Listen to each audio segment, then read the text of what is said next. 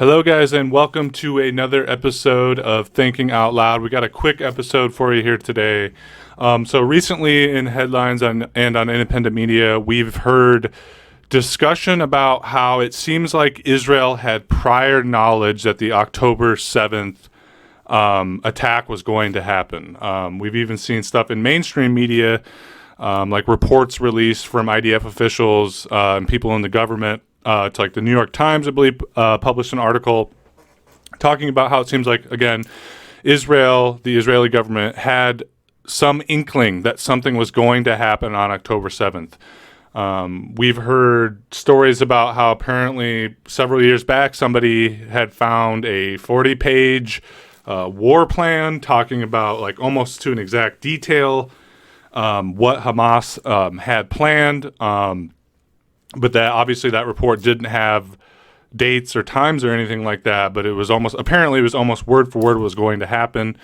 We could have a discussion about that, about, maybe they had this 40-page report, but it seems strange to me that suddenly out of nowhere a 40-page battle report was seized by somebody with all the exact details. I don't really feel like that's how military intelligence of an underground militant group works.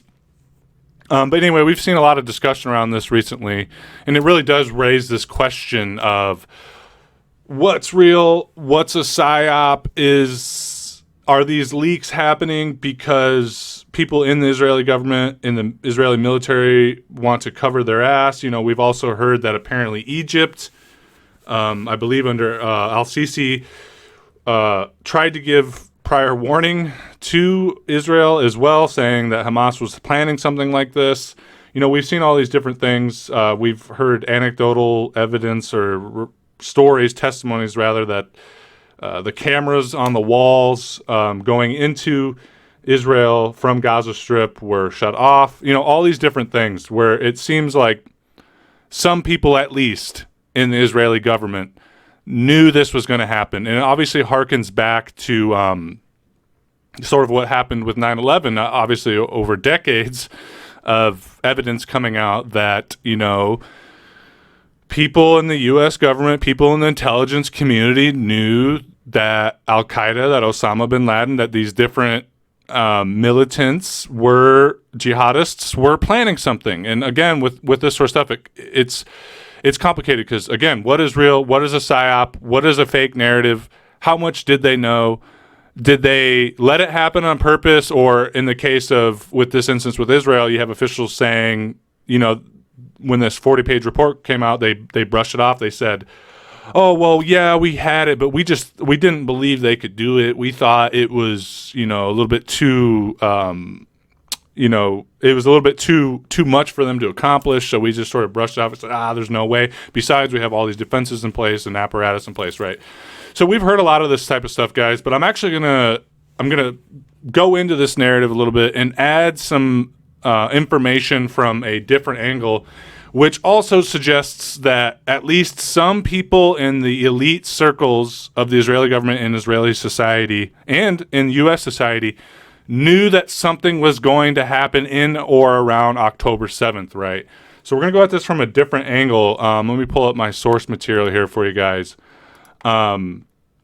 I have this article here from People's World. For those of you who don't know, it's continuing of the Daily Worker, official newspaper of the Communist Party of the United States of America. And the headline here says, someone knew stock traders made millions short selling before October 7th Hamas attacks. So in this article, I'm not going to read the New York Times stuff. I'm not going to cover any of that really, because I'm sure you guys have heard through other independent media and even through mainstream media, like we've said, a lot of the sound bites or main tenets of everything circulating this, right? But this is an article that I don't think anyone has discussed or dissected, because this, to me, is just another huge example of somebody knew this shit was going to happen, right? And I say that because while officials and military people and all this stuff might fuck around and find out when it comes to human lives or the actual society of the safety of their society, At the end of the day, because I don't care because they're sociopaths, at the end of the day, I'll tell you one thing they do give a fuck about, right? And that's their money. Okay, so let's go in here. We're going to jump into the reading. I'm pretty much going to be reading all this article, but it is really short, so we're going to try to keep it tight, all right, guys? New York says some investors active on the New York and Tel Aviv Stock Exchange apparently knew in advance that Hamas militants were about to launch their attack on Israel before October 7th and that a war would follow. They used that knowledge to cash in by short selling Israel-linked shares, generating a profit windfall worth millions of dollars. So short selling Israel-linked stocks, shares, different Israeli companies. And we're going to see some figures here that show just how huge of a difference this was. This wasn't like a small trend. It was like a giant spike, right?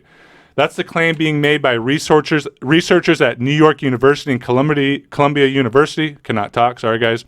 Our evidence is consistent with informed traders anticipating and profiting from the Hamas attack and the war that erupted in its wake.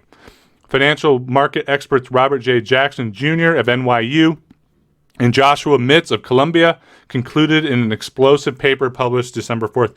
So note those names and note the universities they're from. This isn't some leftists out of God knows where saying this and being conspiratorial. It's people out of NYU in Columbia, right? The two professors' meticulously documented report titled Trading on Terror, the name of our video here, details what they call a significant spike in short selling in the principal Israeli company ETF trade fund on the NYSE in the weeks before October 7th, and similar short selling moves against dozens of Israeli companies listed on the TASE.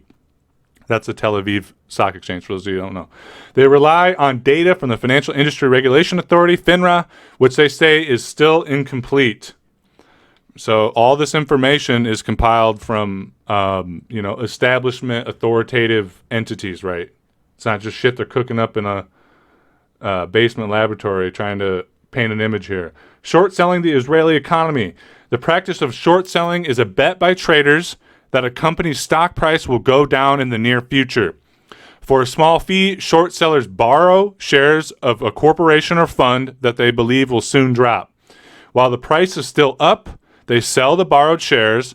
Then when the price drops, the short sellers close their position, meaning they rebuy the shares and return them to the broker they borrowed them from, pocketing the difference and potentially making huge profits. So for those of you who didn't know what short selling is, that's a pretty good, quick little analysis or explanation of it. So pretty much it's like it's like buying money or borrowing money to buy a stock, but it's pretty much you just are borrowing the shares instead of actual cash money for the price they're at this moment, right? And then you sell them, and then they suddenly drop, and then you buy them again, right? When the price has gone down exponentially, right? So all that difference in price, whatever the amount went down, 9%, 10%, 11%, whatever, you make that 9, 10, 11% as a profit, right? Hopefully that makes sense. Typically, short sellers make such bets because they disagree with analyst consensus about a particular company's financial health. Sometimes, however, it's because they have insider knowledge, insider trading, about events that will impact a company's business before they happen. And we've done analysis on this sort of Wall Street fucking casino insider bullshit in the past, particularly with war profiteers. So there's some spillover here if you guys want to check out that video, how Congress has all the people writing the budgetary stuff for the military appropriations bill are trading in stocks and consistently, regularly, all the time, modus operandi, selling and buying stocks according to what's going to go into the budget for military contractors, right?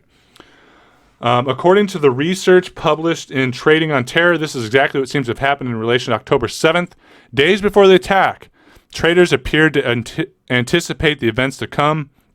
Jackson Mitz declared, citing trading activity in New York, they say the main exchange-traded fund that broadly tracks the performance of the Israeli stock market as a whole suddenly and significantly spiked on October 2nd, 5 days before the attacks. Probably whenever whoever did the leak or was telling their buddies that something was going to happen, right?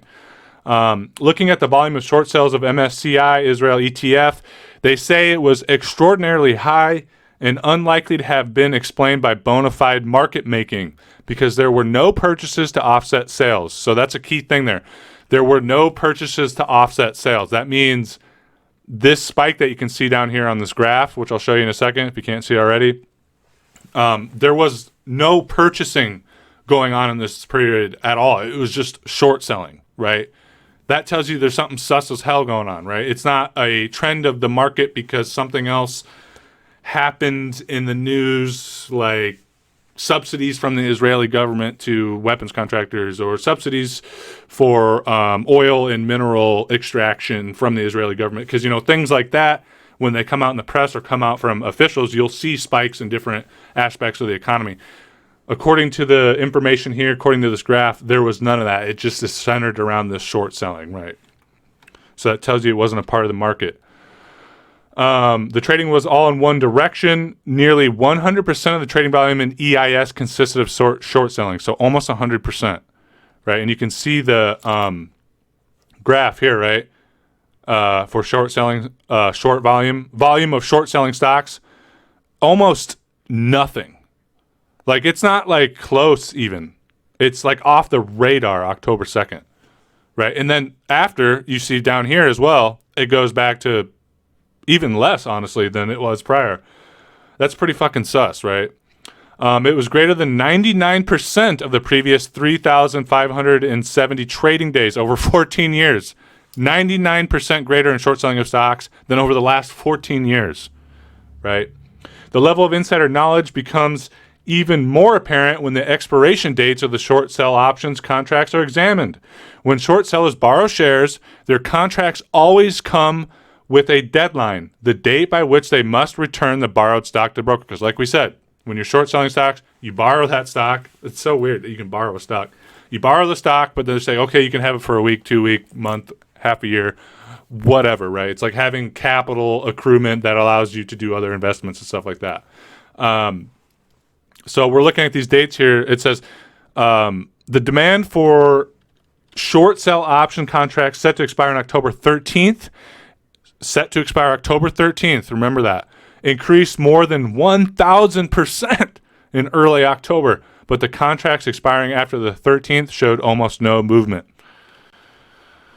Again, guys, so yeah, we have another graph here. Hopefully you can see this without my little pretty face being in the way. So the green line here, guys, is after October 13th expiration. So short selling stock, borrowed stock contracts that expire after the 13th by the October 13th, the expiration date. I mean, look at that. Insane. In Tel Aviv, meanwhile, the short selling of individual Israeli companies also increased dramatically, with the profits conceivably surpassing $100 million. That's within a week. Comparing the scale of what happened in the days before October 7th, the researchers conclude that it has far exceeded the short selling that occurred during numerous other periods of crisis, including the 2008 financial crisis, the Great Recession, the 2014 Israeli war with Gaza, and the COVID-19 pandemic. So what they are saying here with this little tidbit is you will see some of this kind of stuff, either it's insider trading or people picking up on political trends, and saying, well, I'm looking at all these political trends. I'm looking at tensions rising. I'm looking at lack of diplomatic association. I'm going to bet that some fucked up shit's going to happen soon. So, with these instances that they cited here, except maybe the COVID pandemic thing, because we also saw huge insider trading, people knowing about the pandemic before they released it. But all these other things, there's oftentimes trends that are leading to this, so you'll start to see some of these things, right? And they could be explained away, maybe not as insider trading. But what they're saying is the amount of short selling here is just such a huge spike that political trends aren't going to size it up right. Given that the pre-attack period also coincided with the Jewish holidays, which is normally a time of low trading activity in Israel, the researchers implied that the volume of trades become all the more suspicious. So also, it's during a time where people are doing less trading.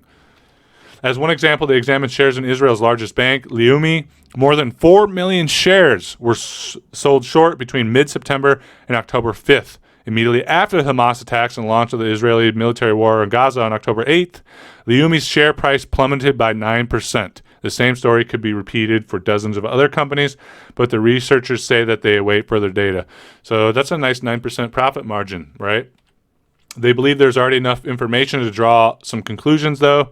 Our evidence is consistent with informed traders anticipating and profiting from the Hamas attack. Betting on terror and war, a certain group of capitalists knew the terrorists' attacks were coming. They knew that Prime Minister Benjamin Netanyahu would, of course, launch a war in response, and they knew that the Israeli economy would be negatively impacted in the immediate aftermath of these events.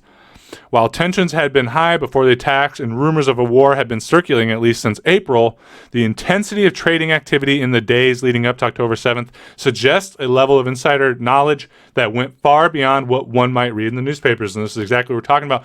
And as we saw with those graphs earlier, it wasn't like this. Like if you saw a stepladder of short selling as tensions appeared to be rising between the Palestine and Israel, you might be like, oh, well, okay. But no, it's just that giant fucking spike to the sky, through the sky, right? Jackson admits more than imply that there is criminality involved in the illicit finance and trading they observed. There is speculation by others that investors linked to either Hamas, the top levels of the Israeli government, or both may have profited from the short selling. And so with this, I mean, it doesn't even have to be, again, like in the case of 9/11, it doesn't even have to be like this whole overarching conspiracy with so many people involved, right? A lot of the people that did the short selling might not even have known what was going to happen. It's not like that. It's not like everyone's in on it. What happened is, and I highly doubt it was anyone tied to Hamas.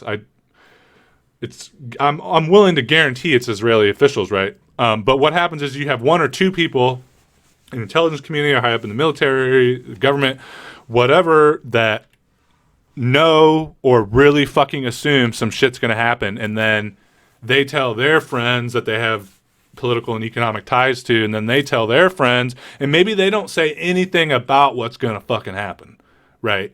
They just say, sell. Short sell. Now. And they're like, why? Don't fucking ask, right? Investors who have secret knowledge, whom the researchers label informed traders, avoid detection by regulators by short selling non-specific companies, but rather sectors or industries affected by what happens to those companies, hence the major volumes of EIS short trades. That's what they did in the Israeli case. The practice is referred to as shadow trading, and it's happening in context beyond just the war in Gaza. The magnitude of shadow trading in ETF shares is estimated to have been more than $2.75 billion between 2009 and 2021. The U.S. Securities and Exchange Commission, for instance, does not mandate public reporting of short seller positions in U.S. company shares.